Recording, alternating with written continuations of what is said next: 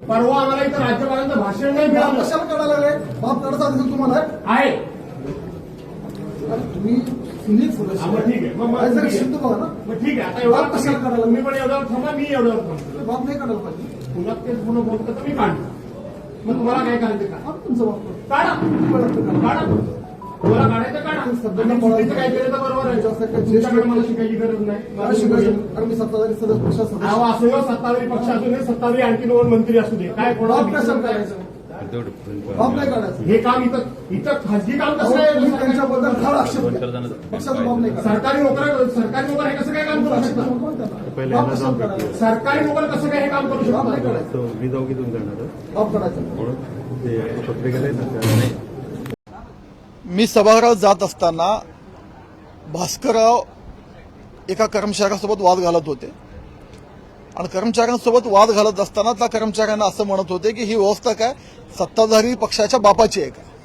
आणि मी त्यांना सांगत होतो की भास्करराव तुमच्यासारखे ज्येष्ठ सदस्य, या सभागृहातला अनुभवी सदस्य आणि सभागृहात वारंवार नियम कायदे सांगणारे तुम्ही, डेकोरम कशी सभागृहाची मेंटेन करत ठेवायची हे जर तुम्ही बुद्धी लोकांना शिकवणार आहेत, तुम्ही बाहेर येऊन अशा गोष्टी बोलू नका.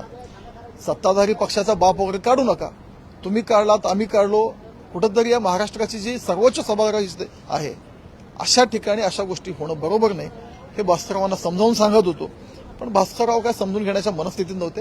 कदाचित त्यांना जे अपेक्षित होतं की विरोधी पक्षनेता त्यांना मिळत नाही. सभागृहाच्या आतील जे व्यथित झालेले भास्करराव आहेत त्यांचा फ्रस्ट्रेशन त्यात बाहेर जाणवलं. महाराष्ट्राच्या राजकारणात वैचारिक मतभेद असतात, पक्षपरत्वे काही विचार वेगळे असतात, पण हे करत असताना कोणाच्या पक्षाचा बाप काढायची संस्कृती या महाराष्ट्रात नाहीये. आणि त्याचीच मी समज आणि विनंती करत होतो की असं तुम्ही बोलू नका.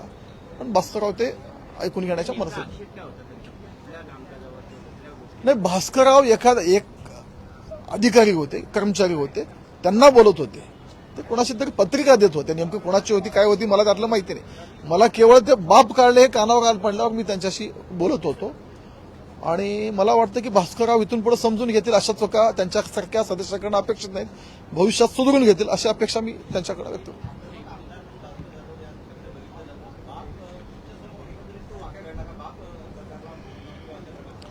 सत्ताधारी पक्षाचा बाप असा त्याने उल्लेख केला.